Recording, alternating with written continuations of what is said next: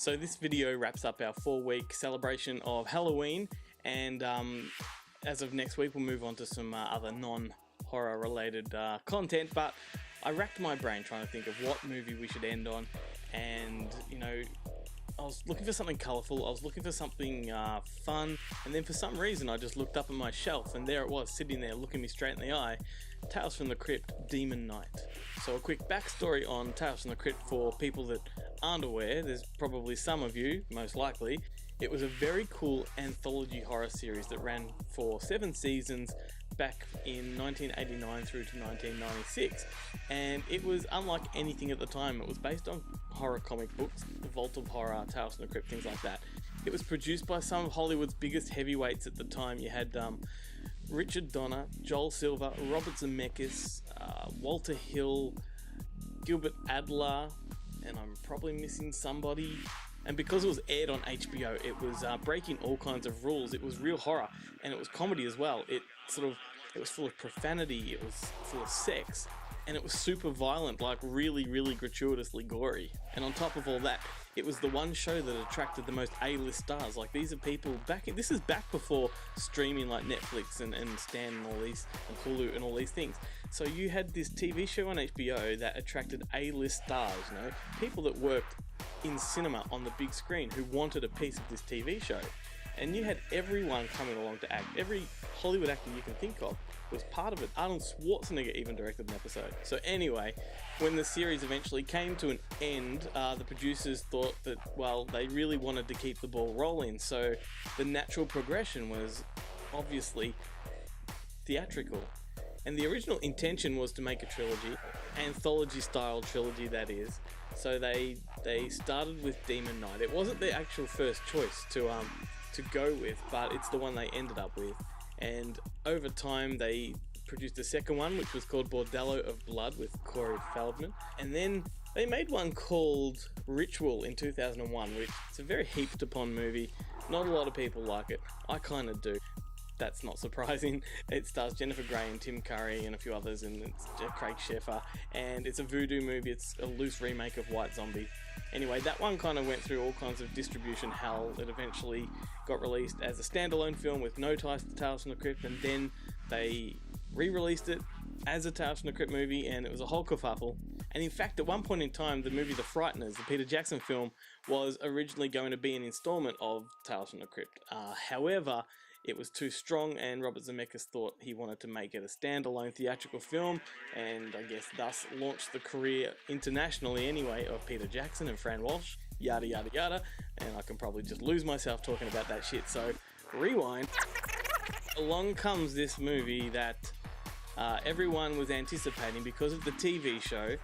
No one knew what they were going to get, and it was not like the TV show. This was a really hardcore style horror film, and it was a really unique horror film too.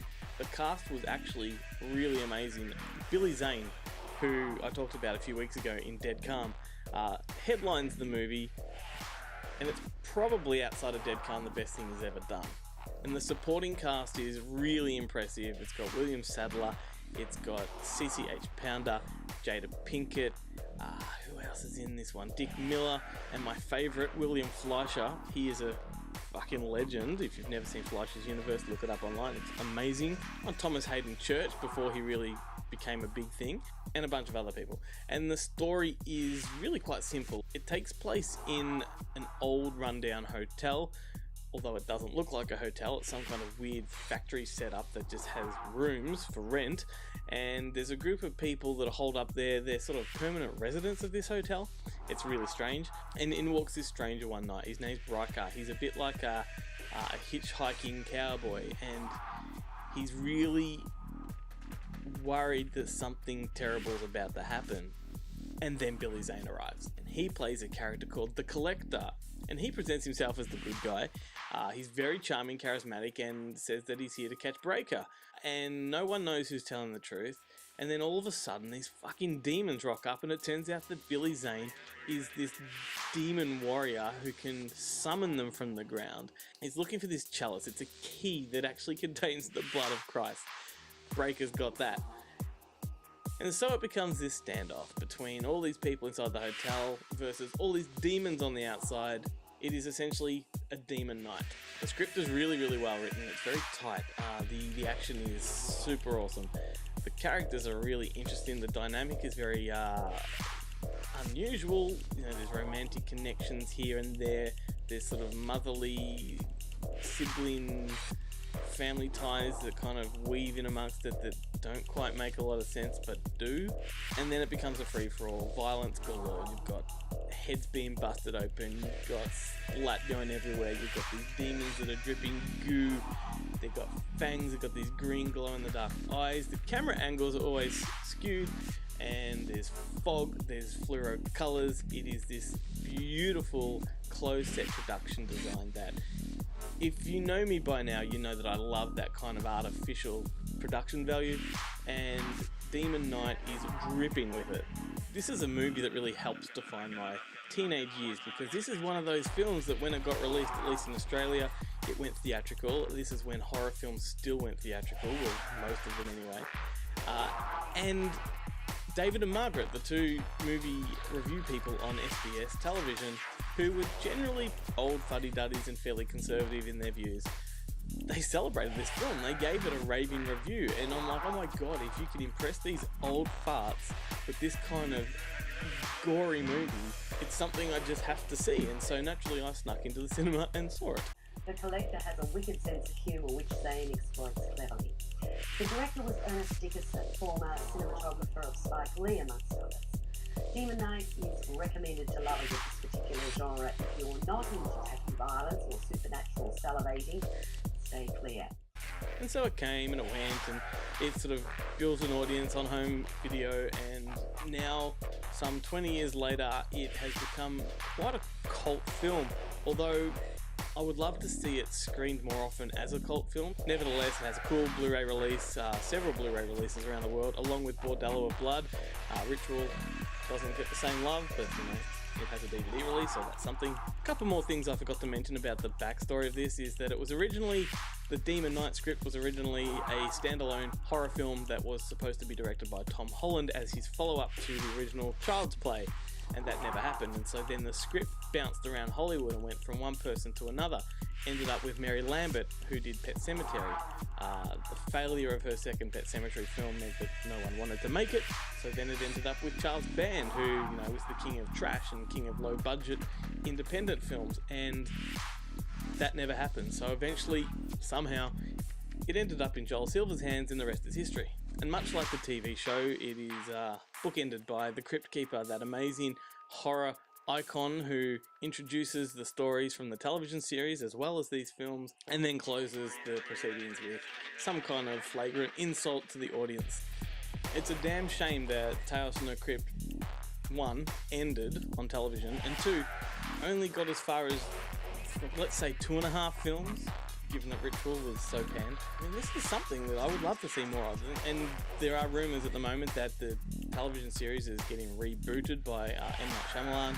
Whether that happens or not is another thing. I heard somewhere that the Crypt Keeper had been ditched from the whole thing, which kind of is beside the point of the whole fucking show.